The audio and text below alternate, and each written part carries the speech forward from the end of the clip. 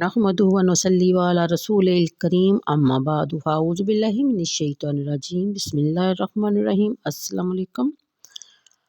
पारा नंबर 27 सूरह नजम की आयत नंबर 20 से हम शुरू करेंगे। कल की वीडियो में जिक्र हो चुका कि कफ़ार ने अपने बुतों के नाम किस वजह से और क्या क्या रखे हैं। आज की वीडियो में बताया जा रहा है कि क्या तुम्हारे लिए तो बेटे हैं और अल्लाह के लिए निरी बेटियां। ये तकसीम तो बड़ी ज़ालमाना है। नहीं हैं ये मगर महज नाम जो रख लिए हैं तुमने और तुम्हारे बाप दादा ने। नहीं नाज़िल किया अल्लाह ताला ने इनके बारे में कोई सनद।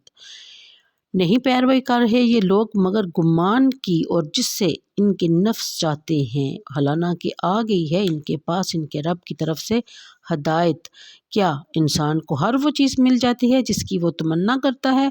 बस अल्लाह के दस्ते कुदरत में है आखिरत और दुनिया।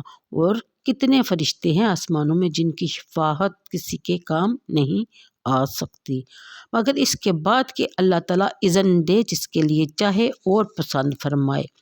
बेशक जो लोग ईमान नहीं लाते आखिरत पर वो फरिश्तों के नाम औरतों से रखते हैं हालांकि इनको कुछ इसका इल्म ही नहीं। वो महज ज़न की पैरवी करते हैं और ज़न हक के मुकाबले में किसी काम नहीं आ सकता। बस आप रुख अनवार फेर लीजिए इन बदनसीबों से जिसने हमारे ज़िक्र से रोगर्दानी की और इन्हें ख्वाहिशात रखता मगर दुनियावी ज़िंदगी की। ये है इसका मुबल्लग इल्म। बेशक आपका रब ही खूब जानता है जो भटक गया इसकी राह से और वही बेहतर जानता है जिसने राय रास्त पाई। और अल्लाह ताला ही काफ़ी है जो कुछ आसमानों में है और जो कुछ ज़मीन में है ताकि वो बदला दे बदकारों को इनके माल का और बदला दे नेकूकारों को नेकियों का। ये थी आयत नंबर 30 तक का तर्जमा। अब तफसीर की तरफ ज़रा गौर कीजिए। इन आयात की तफसीर के मुताबिक मुशरिकीन को कहा जा रहा है कि तुम्हारी हकमाकत की भी कोई हद है। अपने लिए तुम लड़के पसंद करते हो और किसी के घर अगर बेटी पैदा हो जाती है तो इसके हाँ सफ़े मातम भी जाती है। और जो हाल की कायनात है जिसे ना बेटे और बेटियों की ज़रूरत है ना ख्वाहिश जो बेनियाज है और बरतर है इसके लिए निरी बेटियां तजवीज़ करते हो। हालांकि तुम दावा करते हो कि तुम बड़े दाना और ज़ीरक हो बड़े आदर और मुनसिफ हो लेकिन तुम्हारी ज़ुबान से बातें ऐसी निकलती हैं जिनको सुनकर फ़िक्र सलीम सर पीट लेती है और अकल भी रो पड़ती है। अगली आयत। ये देवियाँ ये देवता जिनको तुम अपना माबूद और मसजूद यकीन किए हुए हो इनमें अहलियत का कोई नामो निशान तक नहीं। ये तुम्हारे मनगढ़ंत नाम है जो तुमने और तुम्हारे बाप दादा ने बगैर किसी माकूल दलील की तजवीज़ किए हैं। अगर तुम्हारे पास कोई अल्लाह ताला की भेजी हुई सनद मौजूद है तो हमें भी दिखा दो। फिर बताया गया कि ना इनके पास कोई आसमानी नोश्ता है जिससे मालूम हो कि इन पत्थर के असनाम में अलहुयत की अदना सी कोई झलक भी पाई जाती है। ना अक्ल सलीम इसको मानने के लिए तैयार है कि इंसान जो अशरफुल मखलूक़ात है इन बुतों को जिनको अपने हाथों से तराशता है उनको अपना खुदा मान ले और उसकी पूजा पाठ करे। जो इनके किसी कारीगर ने किसी धात से इनके सामने खड़े हो के बनाया है या बैठ के बनाया है या किसी माहिर संग तराश ने किसी पत्थर से तराशे हैं जो ना देख सकते हैं ना सुन सकते हैं ना चल फिर सकते हैं। जब हकीकत ये है तो फिर ये कफ़ार जो दुनिया के मामलात में अपने आप को बड़े काबिल और बड़े लायक फाक समझते हैं और बल्कि हैं भी क्यों कर इसको नहीं समझ पा रहे। फिर बताया गया कि ये सब कुछ इनके ज़न और तखमीन की गुलकारियाँ हैं और इनके नफूस की ख्वाहिशात हैं। यानी ये सिर्फ अपनी ख्वाहिशात के मुताबिक और देखा देखी ये सब कुछ किए जा रहे हैं हालांकि हकीकत से इनका दूर का कोई वास्ता ही नहीं। ऐसी चीज़ों को माबूद मानने पर इन्हें कोई इतराज़ ही नहीं जो कुछ नज़र न्याज लेकर इनके ख्याल के मुताबिक इनकी मुसीबतों को टाल देते हैं। और अगर बफ़र्ज़ महाल क़यामत कायम हो जाए तो इनकी शफ़ाअत की ज़िम्मेदारी कबूल कर लेंगे।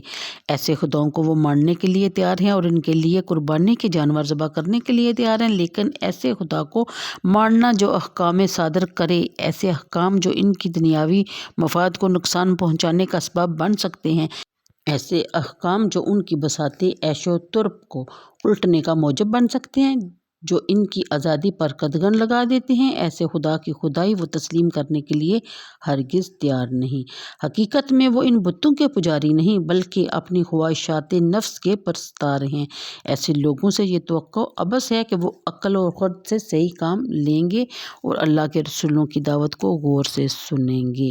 یعنی اللہ کی طرف سے ان کی رہنمائی کے لیے ایسا رسول کامل تشریف لے آیا ہے جو اپنے نورانی ارشادات سے ان کے دلوں کی تاریک دنیا کو منور کر رہا ہے۔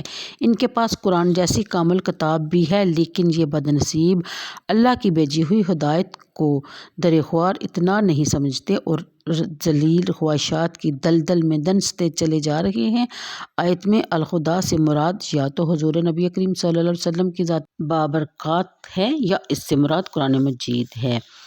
اگلی آیت میں الانسان سے مراد یا تو کافر ہے۔ اس وقت آیت کا مفہوم یہ ہوگا کہ ان کفار نے ان بتوں سے جو طرح طرح کی توقعات امیدیں وابستہ کر رکھی ہیں کہ یہ بت ان کو رزق وافر اولاد نرینہ دیں گے اور اگر بالفرض قیامت برپا ہوگی تو وہ یعنی کہ ان کو خدا کے عذاب سے چھڑا لیں گے۔ یہ محض فریب اور دھوکہ ہے اور ان کی یہ توقعات کبھی پوری نہیں ہوں گی۔ یا الانسان سے مراد عام انسان بھی لیا جا سکتا ہے۔ اس وقت آیت کا مفہوم یہ ہوگا کہ ایسا نہیں ہوا کرتا کہ انسان جو چاہے وہ ضرور پورا ہو کر رہے۔ کچھ امیدیں بار آتی ہیں اور کچھ پوری نہیں ہوتی، یعنی کچھ ایسی ہماری دعائیں ہوتی ہیں جو ہم مانگتے ہیں تو فوراً قبول کر لی جاتی ہیں، اور کچھ ایسی ہوتی ہیں کہ جن کو بار بار مانگنے سے بھی ہمیں نوازا نہیں جاتا اور ہم پریشان ہو جاتے ہیں کہ ہماری دعا قبول نہیں ہو رہی۔ اس آیت میں بتایا جا رہا ہے کہ ہر چیز اللہ تعالیٰ کے اختیار میں ہے۔ اس دنیا میں بھی جو کچھ ہے اور جو کچھ ہو رہا ہے اس کے اذن سے ہو رہا ہے، اور عالم آخرت میں جو کچھ ہوگا اسی کے حکم سے ہوگا۔ دونوں جہانوں کی بادشاہی اسی کے لیے محسوس ہے۔ اگلی آیت میں کفار کی اس غلط فہمی کو دور کیا جا رہا ہے جس میں وہ بری طرح مبتلا تھے۔ وہ سمجھتے تھے کہ ان کی یہ دیویاں اور دیوتا قیامت کے روز ان کی شفاعت کریں گے اور عذاب جہنم سے انہیں بچا لیں گے۔ انہیں بتایا جا رہا ہے کہ ان بیچارے بتوں کی تو حقیقت ہی کچھ نہیں، وہ ہماری جناب مشرکوں کی شفاعت کے لیے لب کشائی کی جرات بھی کر سکیں۔ فرشتے جو نورانی مخلوق ہیں وہ ہر وقت ہماری عبادت اور اطاعت میں مشغول رہتے ہیں، ان کی بھی یہ مجال نہیں تو پھر یہ بت کس کام کے؟ اور بتا دیا گیا کہ خود بخود فرشتے بھی شفاعت نہیں کریں گے اور نہ ہی کسی کو بخشوا کر وہ جنت میں لے جائیں گے، بلکہ اس وقت وہ شفاعت کریں گے جب انہیں اللہ کی طرف سے اجازت ہوگی، اور فقط انہی کے لیے شفاعت کریں گے جو شفاعت کے اہل ہوں گے۔ جن بدبختوں کی موت کفر پر ہوگی وہ تو اس قابل ہی نہیں کہ ان کی شفاعت کی جائے۔ شفاعت تو گناہ گار اہل ایمان کے لیے ہے۔ جب فرشتے بھی کفر و شرک پر مرنے والوں کی شفاعت نہیں کر سکتے تو یہ بت تمہاری نجات کا سبب کیسے بن سکیں گے؟